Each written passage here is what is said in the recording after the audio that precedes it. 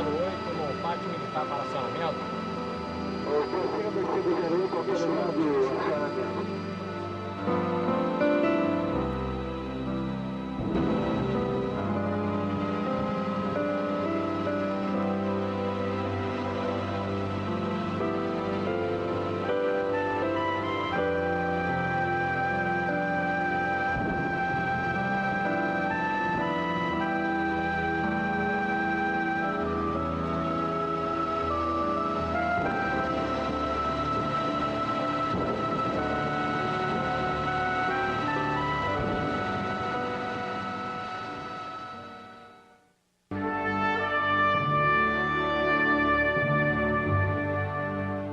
O país acompanha os passos do primeiro presidente eleito depois da inauguração da nova capital. Jânio Quadros e o vice João Goulart têm origens políticas diferentes. A dobradinha Janjan chega ao poder com uma votação estrondosa. Havia a possibilidade de você votar tanto para presidente como para vice-presidente. E você, além de tudo, poderia misturar, quer dizer, você poderia votar para vice-presidente de uma chapa e você poderia votar para presidente de outra chapa. E é isso que permite uma eleição inusitada, que é a eleição de Jânio Quadros para a presidência e de João Goulart para a vice-presidência. Jânio Quadros vai ser eleito numa coalizão muito conservadora e Jango vai ser eleito numa frente com apoio mais à esquerda, né? Mas isso produz uma eleição com essas características e que vai ter consequências muito graves no momento em que Jânio Quadros renunciar. Ele assume com uma concessão àqueles que não desejavam que ele assumisse. Ele assume mudando-se o regime brasileiro de regime presidencialista puro para regime parlamentarista, porque o parlamentarismo diminui um pouco o poder do chefe de Estado. O parlamentarismo dura pouco tempo, né? Vai ser feito um plebiscito, a volta ao presidencialismo vai ganhar maciçamente, né? E aí vem o curto período em que Jango, de fato, exerce a presidência da República com plenos poderes, tenta encaminhar as reformas de base. Sexta-feira, 13 de março de 1964. Uma multidão participa do comício na Central do Brasil, no Rio de Janeiro. A presença do presidente João Goulart no palanque acelera a crise e precipita a queda do governo. As reformas anunciadas por Jango incomodam empresários, fazendeiros, militares, as grandes empresas transnacionais, a igreja. Entre as medidas que adotaria estavam a reforma agrária e o polêmico tabelamento dos aluguéis. Em plena Guerra Fria, as reformas desagradam também a setores da classe média, assustada com a inflação e a propalada aproximação de Jango com o regime comunista. O Brasil precisava, para assegurar a continuidade do seu desenvolvimento, de reformas políticas, econômicas e sociais profundas. Que significasse o quê? Que significassem tocar na renda do povo brasileiro, dos cidadãos, das cidadãs, na terra, na propriedade. As famosas reformas de base, elas são de fato reformas, elas não têm nenhum conteúdo revolucionário. E seriam tímidas, vistas pelo nosso ângulo hoje. Quer dizer, certamente os movimentos sem terra não aceitariam uma reforma agrária tal como proposta por Jango, porque diria que ela era muito limitada, muito tímida. Jango sanciona a lei de remessa de lucros e, de uma tacada só, tabela os óleos lubrificantes e aumenta a área de atuação da Petrobras. O Brasil estava iniciando a sua fase de Petrobras autônoma. Foram adotadas regras de proteção da economia brasileira. Por exemplo, de monopólio do Estado na importação do óleo, para impedir uma especulação gigantesca, absolutamente predatória de capitais e de interesses nacionais, de modo que tudo isso produzia um clima de confronto com interesses específicos de áreas privilegiadas do nosso país.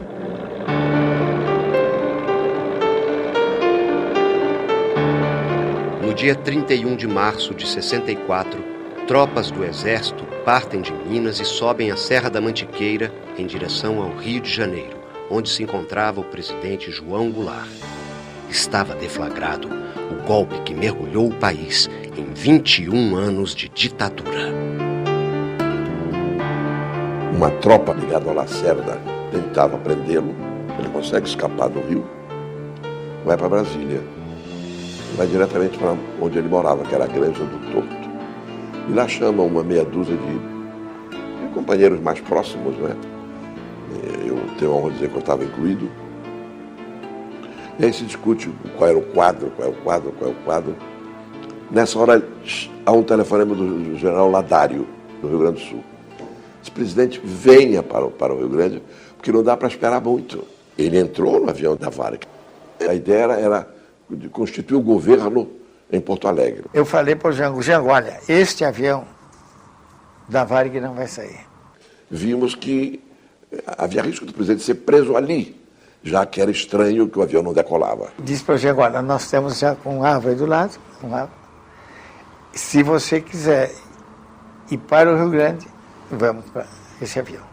Nessa hora o Jango já vinha descendo com seus ministros e até que, enfim, tinha chegado à conclusão de que tinha que mudar de avião.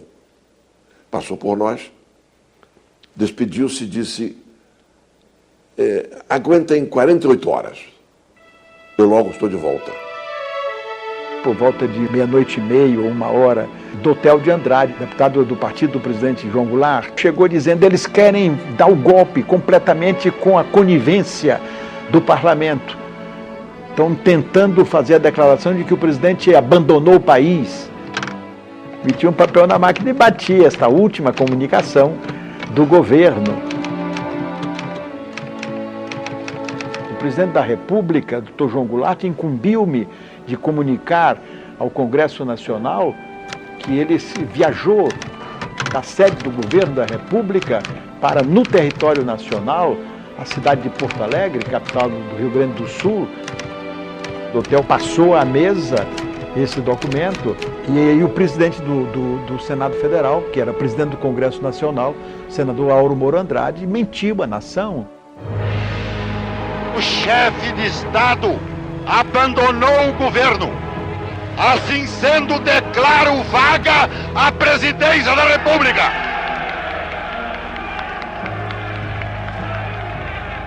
E nos termos do artigo 79 da Constituição, declaro presidente da República o presidente da Câmara dos Deputados, Ranieri Basílio.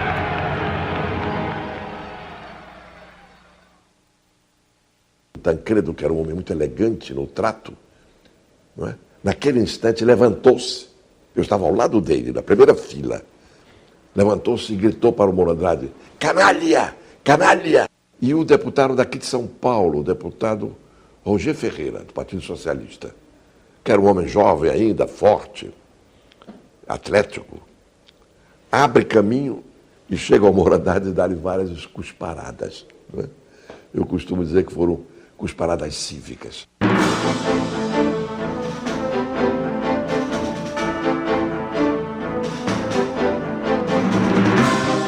Há um erro, né, histórico, achando que em 64 a população civil, né, estava contra o golpe. Não estava.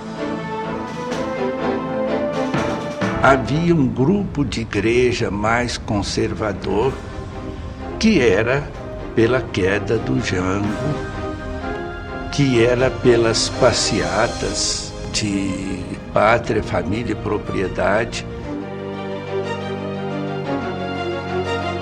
A aliança civil e militar em Minas deflagra o golpe, mas o movimento ainda não tem o apoio de outros governadores e nem o consenso entre os militares. O golpe ele vai ser precipitado por Minas Gerais, por um general absolutamente irrelevante, que é o general Mourão Filho. E o coração mesmo, o cérebro militar, é um grupo que está no Rio de Janeiro, onde está o general Castelo Branco, onde está o general Golbery do Couto Silva, onde está o general Geisel, que é o que a gente poderia chamar do setor mais alinhado com os empresários e do setor que tem uma proposta de um projeto de modernização conservadora para o país. Começando a acompanhar o que sucedia no país, nós ainda esperávamos uma reação no Rio Grande do Sul. Estava um clima de golpe, mas eu não pensei que fosse naquela hora, não. Eu então liguei para o general Justino com quem eu tinha um bom relacionamento pessoal. E perguntei a ele o que havia, 1h da manhã. Ele disse, não, está havendo um movimento revolucionário, as tropas do general Mourão estão caminhando para o Rio de Janeiro, mas eu, comandante do 4º Exército, estou firme com a legalidade, defendendo o governo do presidente João Goulart. No outro dia de manhã, 8h da manhã, eu fui para o Palácio do Governo. Quando cheguei lá, minutos depois, saiu a notícia no rádio da adesão do general Justino. Tudo aquilo que se pensava sobre a resistência do tal esquema militar do Jango veio abaixo, nacionalmente. Mas a preocupação era de como resistir.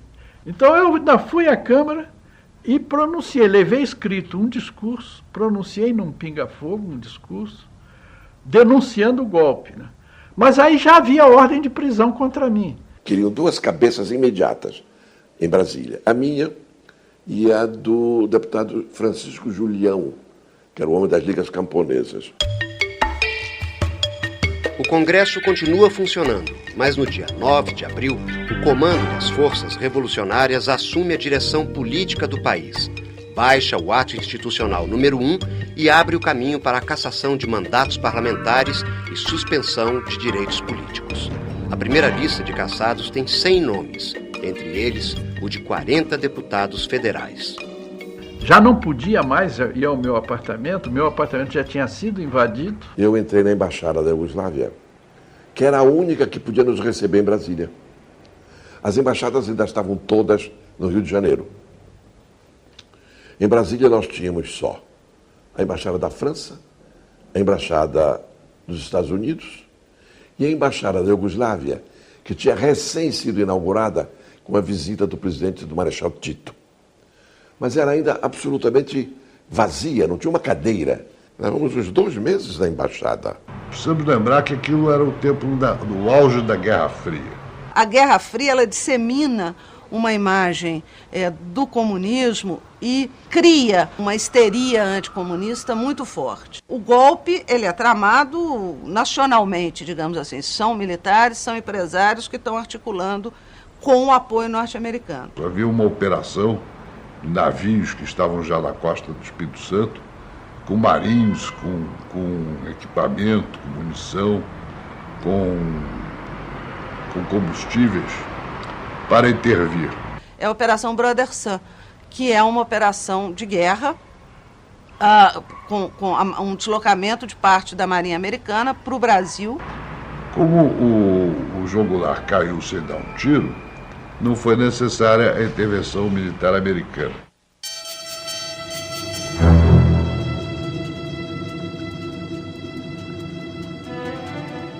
O governo civil de Ranieri Mazzilli dura pouco. No dia 11 de abril, o Congresso elege indiretamente o primeiro presidente da República do regime militar.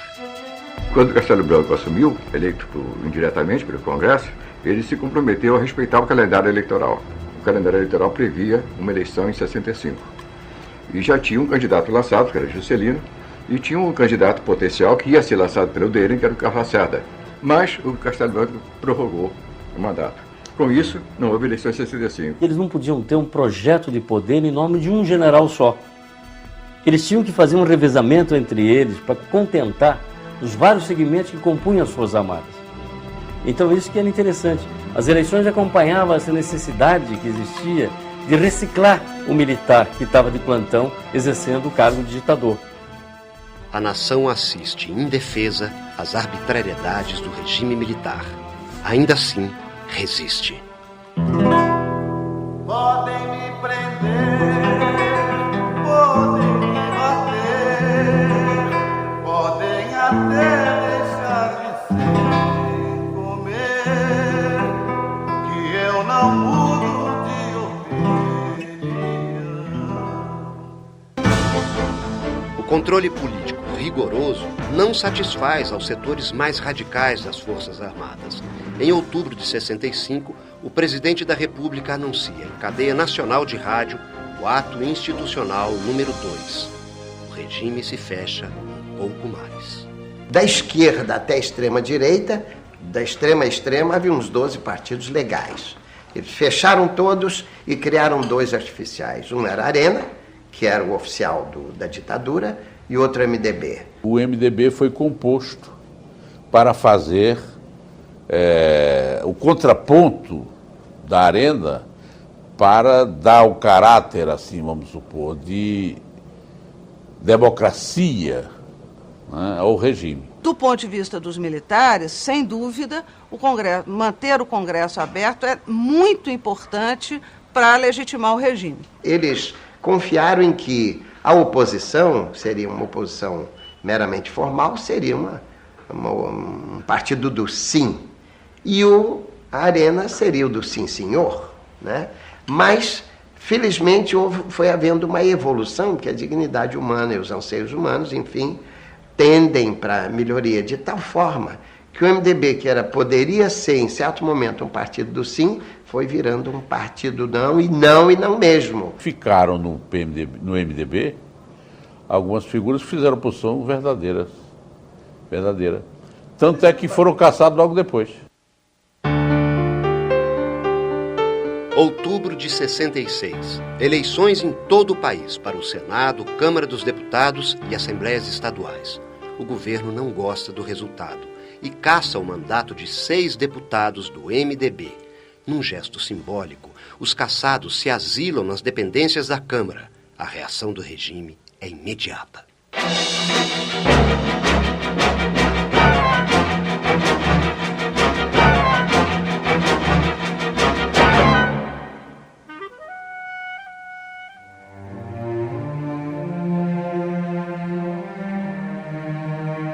O povo brasileiro não pode escolher o presidente da República. A eleição para governadores e prefeitos de capitais também é indireta. O regime monta um esquema de vigilância cerrada. Todo mundo é suspeito. Quem não se submete às regras é duramente perseguido. O governo ignora direitos e garantias constitucionais. No parlamento, vozes se levantam para denunciar arbitrariedades e torturas. O Congresso é fechado de novo. Dessa vez por quase um ano. Os militares, em meados de 68, já haviam decidido dar o golpe e acabar com todas as garantias constitucionais e democráticas que ainda existiam no país. E estavam procurando um pretexto. E eu fiz um discurso fazendo um apelo que as mulheres dos militares que estavam violentando a jovem população brasileira se recusassem a eles até que eles restaurassem a democracia. E também dizendo que o Exército Nacional se havia transformado num valha-couto de torturadores. Eles argumentaram que era um discurso ofensivo às Forças Armadas e pediram ao Congresso Nacional, os 3 ministros militares, que me dessem licença para que me processassem pela justiça militar. Ou seja, cassassem o meu mandato e me prendessem. Em dezembro de 68, eu escutei no rádio aquela voz desagradável do Costa e Silva, que eu conhecia ele muito bem, que foi no Conselho Universitário. Nunca tive respeito por ele, porque ele não se dava ao respeito. E eu assisti o Costa e Silva dizendo pelo rádio, lendo o AI-5. Foi o segundo golpe.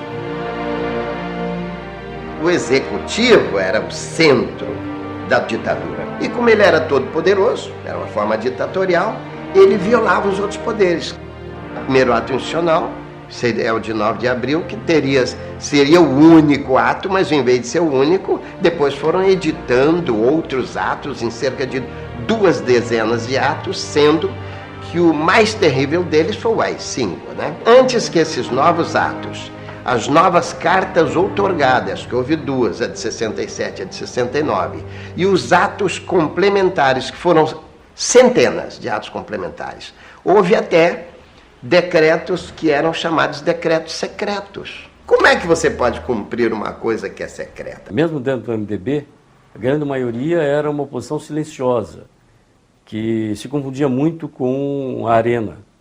Mas existia um grupo que vinha da eleição de 70, que é o Grupo Autêntico, cujo exemplo irradiou na eleição de 74 e fez com que a bancada de deputados oposicionistas para valer ficasse maior. Não tinha mais nenhum grupo no Brasil que tivesse condições de fazer, não era vontade, tivesse condições de fazer o que nós conseguimos fazer, porque tínhamos certa imunidade em função de ser parlamentares. Imunidade, entre aspas, porque tínhamos a ICIC em cima. E essa bancada é que impunha o ritmo no que diz respeito às denúncias, no que diz respeito à oposição à ditadura. E isso custou o mandato de muitos deputados, como Alencar Furtado, Elisandro Maciel, Marcos Tito. E a grande força desses deputados estava na medida em que eles traziam para dentro do parlamento o apoio do movimento social que estava lá fora. Por exemplo, tinha uma discussão sobre reajuste salarial, certo? E aí, então, esse grupo de deputados de oposição, de fato, se articulava com o movimento sindical e ocupava-se as galerias do Senado, da Câmara, para pressionar o Congresso para que votasse a favor das teses dos trabalhadores. Então, a ligação do movimento social com essa bancada parlamentar que existia dentro do MDB, é que foi o fator diferencial que surgiu a partir de 74. O endurecimento do regime atinge a todas as camadas da população que tem no Congresso o único canal de denúncia de prisões, torturas e outras medidas de exceção. Eu morava nessa época no Morumbi. Eu tomei o automóvel, era um Volkswagen, pequenininho, azul, para ir para a faculdade, que já era aqui na cidade universitária. E no rádio eu ouvi que eu tinha sido aposentado compulsoriamente. A imprensa tinha censura e não divulgava na íntegra tudo aquilo que acontecia. E a tribuna passou a ser um instrumento a ser utilizado pelas forças de oposição. Um companheiro nosso ligou de São Paulo, de um telefone público, e denunciou a prisão de Fernando Santa Cruz. E eu fui à tribuna e denunciei a prisão de Fernando Santa Cruz. Né? E todo mundo, a família, ficou sabendo que ele tinha desaparecido. Embora ele tenha sido morto depois, assassinado na prisão, mas ficou público essa questão. No final de 73, um exemplo de coragem do Congresso brasileiro surpreende o regime. O Grupo Autêntico do MDB lança a anticandidatura à presidência da República. O movimento varre o país de ponta a ponta. No momento em que Geisel está sendo escolhido presidente da República, Ulisses Guimarães sai pelo Brasil, né, como anticandidato à presidência da República. Né? Isso é inimaginável no regime de um Pinochet ou no caso dos militares na Argentina. Né? E isso tem um efeito importante. Mesmo apenas consentida, a oposição ganha o apoio da população e avança alguns passos na resistência ao regime.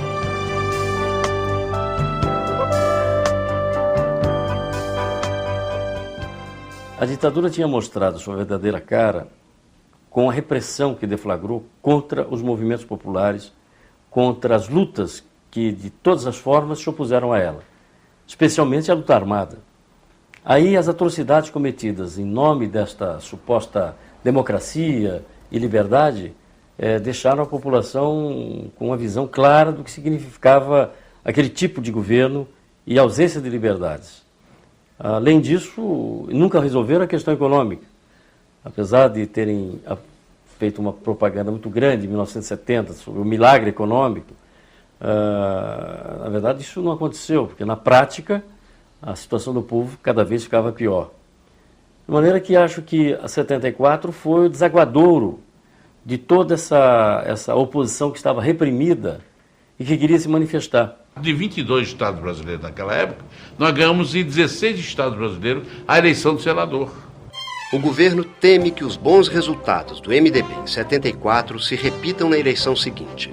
O presidente Geisel não consegue a maioria de 2/3 no Congresso para aprovar alterações à Constituição. A resposta é o pacote de abril. O Congresso é fechado de novo e surge mais um símbolo do retrocesso político, o senador biônico. Os partidos indicavam e o colégio eleitoral que havia nos estados que escolhia o governador escolhia também o senador biônico.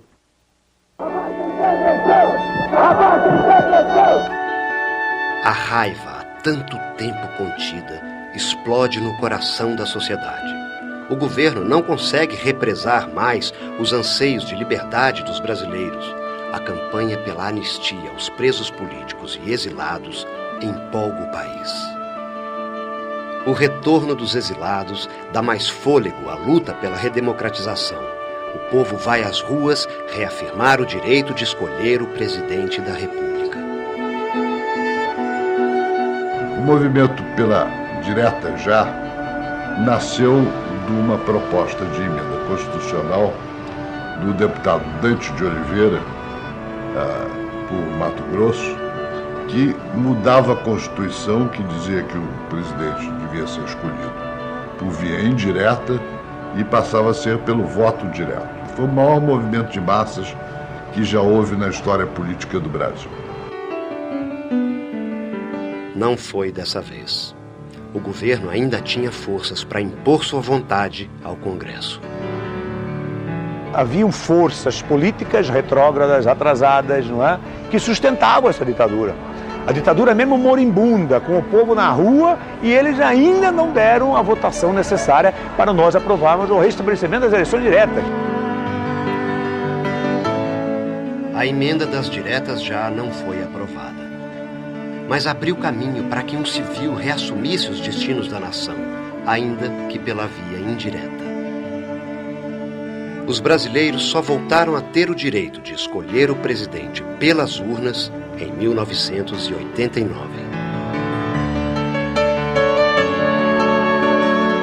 Quando a gente pensa que começou a reagir em 69 e só conseguiu eleição direta em 89, mas foi pouco tempo hoje na história, 20 anos.